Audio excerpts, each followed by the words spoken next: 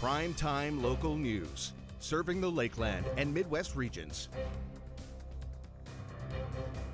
Lloydminster, in an effort to address housing in the city, is working on its Housing Needs Assessment and Strategy report.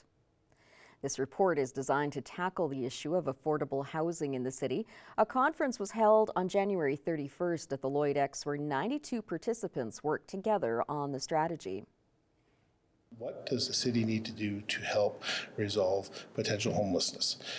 What we're hearing is the development of homes, development of apartments, development of condos potentially.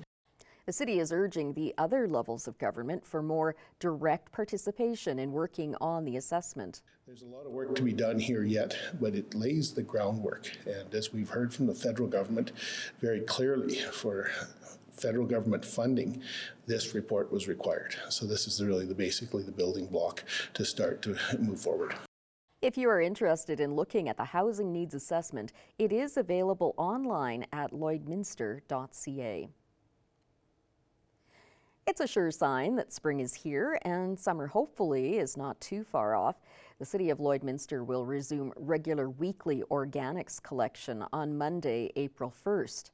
Since 2013, the city says 30,000 tons of organic waste has been diverted from the landfill.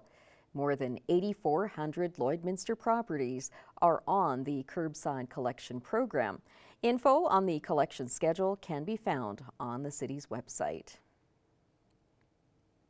The province of Saskatchewan is implementing new laws regarding the use of bear spray in urban areas as the number of bear spray related attacks is on the rise. Saskatchewan is taking a stance against illegal use of bear spray.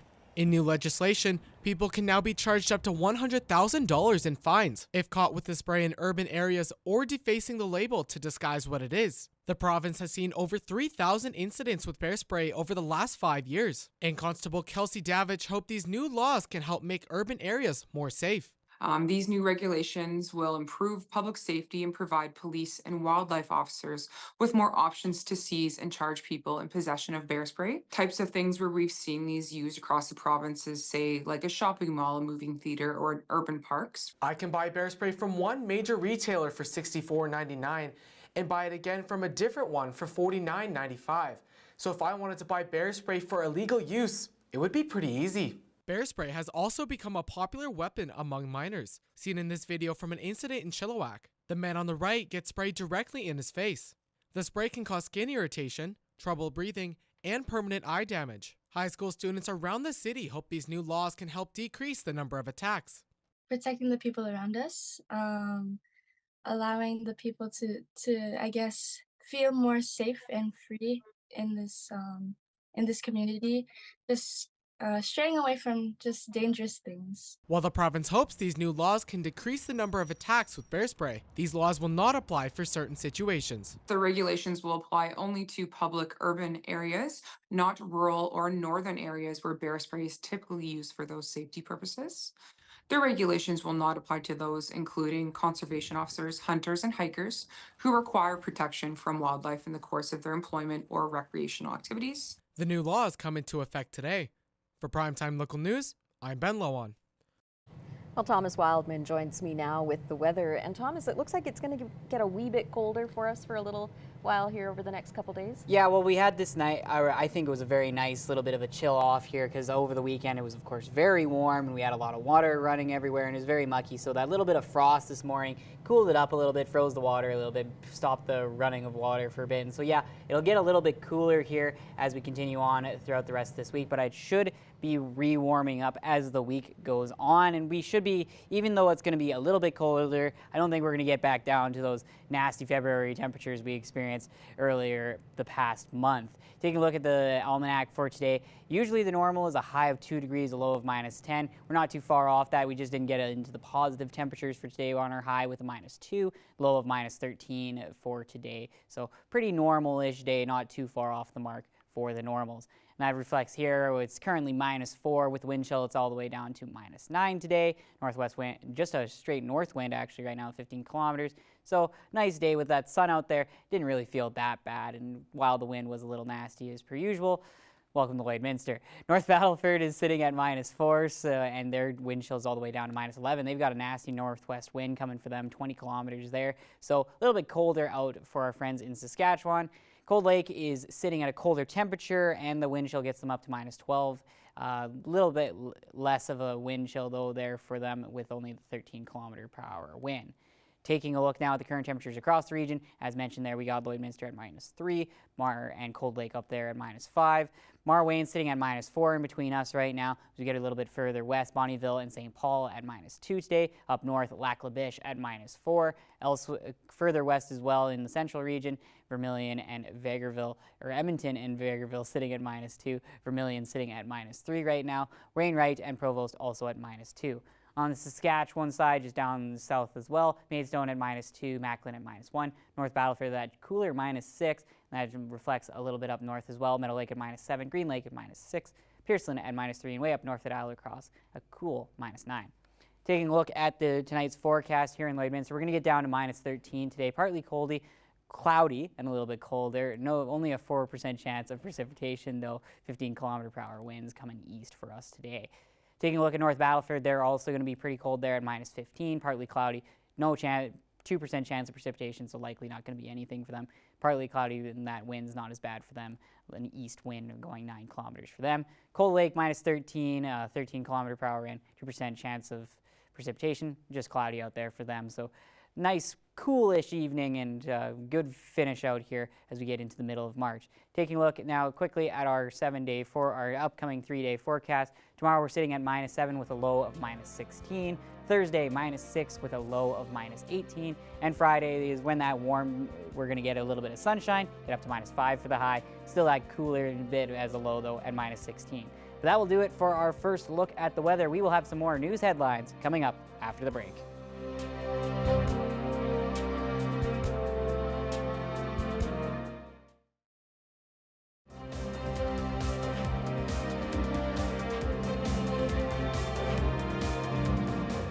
The future of agricultural technology will be shown off April 4th at Lakeland College's Vermilion campus with Farm 4.0. Our Thomas Wildman has more. Farm 4.0 promises to be an excellent learning and networking opportunity for those interested in the future of agriculture. Farm 4.0 is a one-day event with the goal of showcasing innovative precision ag technologies with a crop and livestock aspect.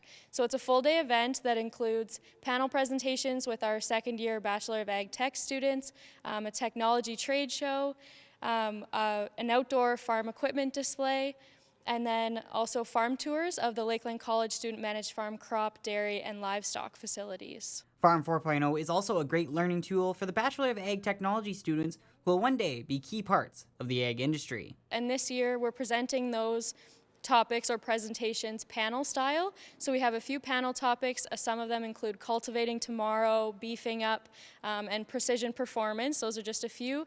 And the students will sit up there with a few facilitators and they'll kind of do like a panel style presentation where the facilitators will ask them questions on their topic. This is really important to us because we have the opportunity to go out in industry for 8 months on a practicum and learn about how things work. Farm 4.0 is a completely free event to attend, and if you would like more information, head to the Lakeland College website. Thomas Wildman, Primetime, local news. Now it's time to take a look at all of the cute pet pictures that you've been sharing with us on social media.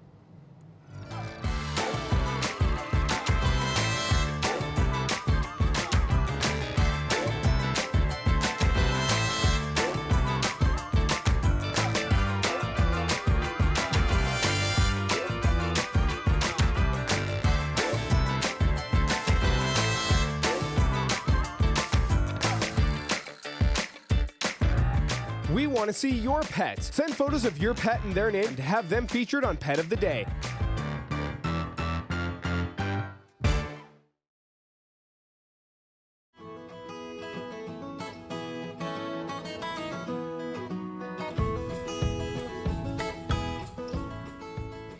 I'm back at Border Paws Animal Shelter for another edition of Pet Project, and today we have a very energetic Summit, and he is very much a ball of energy, and he has a specific set requirements for the home that he should go towards. Yes. So first, tell me about his personality, how he came to the shelter, and where his best fit would be.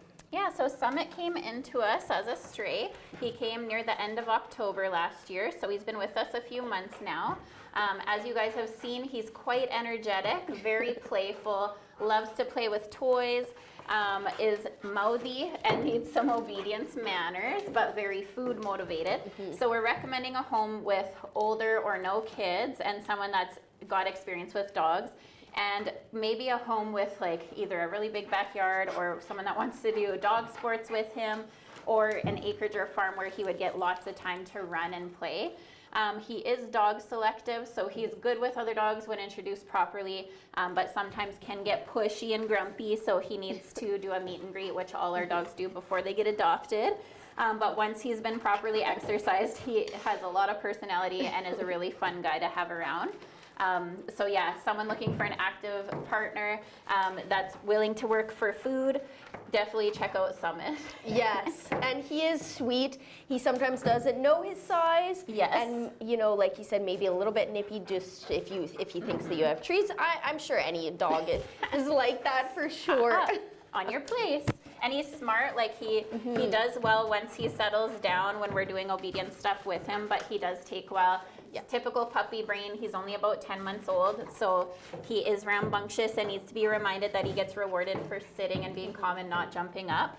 So definitely looking for somebody that's willing to put in a little bit of training with him to make him the best version of himself. And it's nice that he is still young, so yes, he will learn. And trainable. So it's very, very much easy to train the younger ones, which is good. And he's already learned so much already at being 10 months. So just a little extra and on your place, come on. Good. No, where's your sit? Now, come on. This week is the PetSmart adoption event. Yes. Tell me about it for people who may not know, and what happens at our local PetSmart. Yeah, so we are hanging out there all week. It started yesterday, and we're going to be there until Sunday. So it's from 2 until 6 p.m. Monday to Friday this week. And then on the weekend, Saturday and Sunday, we're going to be hanging out with volunteers and dogs and adoptable cats as well on site from 1 p.m. to 6 p.m. for the weekend. So if you've been considering adopting a dog or a cat, this is a great time. They are 50% off for the adoption week if you adopt one of the animals that's hanging out at PetSmart. So definitely come down and meet them.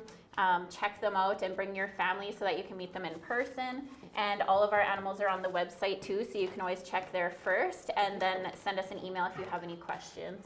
And we used to talk about with adoption events like the PetSmart one, if somebody knows ahead of time that they want to adopt, they can fill out the form and get the ball rolling ahead of time, and they can still do that this week. You betcha. Yeah, so it's good to apply online because then we get your information and it's quick to enter you into the system. And we can also let you know if they have any special requirements. So for example, we have a few dogs that need a fairly high fence because they like to climb. So we're going to let you know right away whether what you have set up is going to work for the dog you're applying for. Summit, come. Awesome. And you know that those adoption events are so beneficial, not just for this shelter, but shelters all over who participate in PetSmart's adoption event. Now, going off of the puppies, we always want to do an update on how they're doing. So how have they been faring, and how has the mama been doing? Yeah, so Mom is a little sick of her puppies, which is understandable at this point.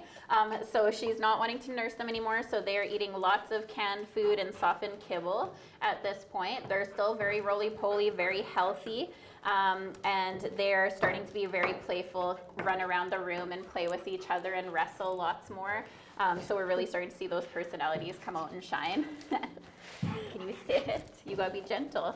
They are truly some of the cutest puppies that I've ever seen, and good on the mom for only having 3. Yes. It's very low stress for her, which is nice, and she finally has her own time back. Yes, she doesn't need to worry about anything else. We need our time too. Exactly. Now finally, same question as every week. You're in need of some donations, particularly food. Yes, so puppy kibble, wet food as well for the puppies to have. And definitely some cat litter pans and cat kibble, so adult cat food as well. Our litter pans, we mentioned last week, are starting to break down just because we sanitize them so much and use chemicals to make sure they're sanitary for the animals. So we are needing some of those plastic litter pans and a few of the covered ones as well. And of course, just to remind people, it's good every once in a while, all the pet stores in town have a list of what you need. You betcha. So if somebody forgets or they, don't see this, they can go to the store and say, hey, do they need anything? Yeah, you bet. We keep a list with our local pet stores and we let them know if there's anything specific we would like. So definitely check in with them as well. Awesome. Well, thank you for joining me again. And Summit was exactly what we said, a very much a ball of energy.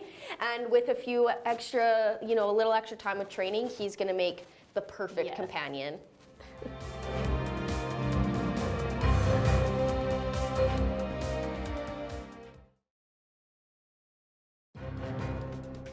Furniture set and design supplied by Furniture Gallery, downtown Lloydminster. Joining with us today is Chris Brinklow, the organizer for the upcoming event this Saturday at Gold Horse Casino called Border City Card Show, to tell us more details regarding to the event. Chris, thank you so much for joining with us. Yeah, absolutely. Thanks for having me. It's always an honor and a privilege to talk about this event. We've joined forces this year with Lloydminster Sexual Assault Services. In previous shows, we've picked a charitable donation or a charitable organization to make donations to. And this show, we are happy to be assisting sexual assault services with their journey as they service the Lloydminster and greater area. A lot of people, it's not just to Lloydminster, there's tons of other communities that use the services that sexual assault services provide. So we wanted to make sure we give them the best chance and to do what they do best. And what better way to do it than through hockey cards? So it's been a great opportunity to get this show on the road. And the beauty about this being the third show that we've done is to book tables to get vendors to come in wasn't that hard, because over the last 3 shows, we've had such crazy growth. First show was last March and we had 28 tables. Had a second show in October where we had about 38, 39 tables. Now this show we are sitting at 50 tables. So didn't have to do really much for advertising, as the vendors were already saying, I'm coming back next time. So it really, really is fantastic to see. And Lloyd is really a great market for hockey cards or hobby cards of all kinds: Pokemon, Magic, baseball, football, even UFC and wrestling. They all have a place here, and it's fantastic to see the support that the community's given us. Now, you said earlier it's 50 vendors are registered to the event, and compared to the previous 2 years, it's around 28 to 30 vendors, and that's a big jump.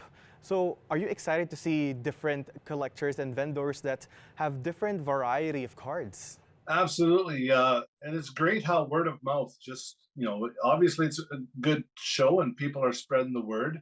I have a lot of the people that are new this year were like, hey, I was talking to Calvin, or I was talking to Luke. And so it's all these guys that have just, had conversations. Oh, I was in Lloydminster for this show. Fantastic. Check it out. Call Chris. And so it's really good that these guys are coming out. So from 28 last year to 50 this year, and we would take more. Actually, I have a waiting list, but we're out of space. So the casino's only so big. But for the space that they provided, we are very, very thankful. And they're actually doing their part this show to help us with raising some money. And they actually comped the room for us. So we're not paying a room fee this show. So we are very grateful for the Gold Horse Casino and their sponsorship in that. And we have a lot of other sponsors. We have Classic Oilfield Services, who are assisting with our raffle, another way to raise money for the sexual assault services. And the big ticket right now in hockey is this kid right here. If you can see that, that is a Connor Bedard Young Gun rookie card. Now this card, if I was to pop it on eBay, that would fetch me anywhere from $650 to $800 easily. This kid is the next big thing, obviously, as most hockey fans know. And so his rookie card is out. It came out last week, or well, yeah, about 10 days ago, and it's been selling like wildfire. And so our friends at Classic Oilfield Services have bought a hobby box that could potentially contain a Bedard rookie card. And so we're raffling that off, $10 a ticket for that. So you can spend $10 and potentially get yourself a Connor Bedard rookie worth, $650 to $800. So that's a good investment return right there. Now, this is your third year having this event. Are there any differences or something new that people are going to see for this year's Border City Card Show? Well, every show I bring in a NHL alumni star, and this year we are having Ben Scrivens, who is a former Oiler goalie. He played with the Leafs, he played with the Canadiens and the Los Angeles Kings. So Ben is going to be at our show from 1 o'clock till 4 o'clock, signing autographs for the fans. So we encourage people, even if you're a Leafs fan or an Oilers fan or a Canadiens fan, he played for all three of those teams. So you can come out and meet Ben and get your autograph. Again, there is a door fee, so $5 at the door gets, again, all the money goes to the Lloydminster Sexual Assault Services. But the thing, so aside from Ben, we have more vendors. We have more stores that are being involved. For the last couple of shows, our only store was our local store, Border City Games. Justin and Tyler were certainly carrying a lot of the load as far as being, one of the actual retail stores at the show. And now we have the hobby shop from Leduc. They are also coming out. Well, thank you so much, Chris, for giving us more information for this upcoming event that is coming on Saturday, and wish you all the best. Hopefully that families and children are going to enjoy and seeing different variety of card collection. You said from Pokemon, from UFC, NHL. So I really hope that people and collectors and young collectors are going to enjoy this event. Thanks for having me. That is all the news that we have for you this evening. Thanks for joining us and have a great night.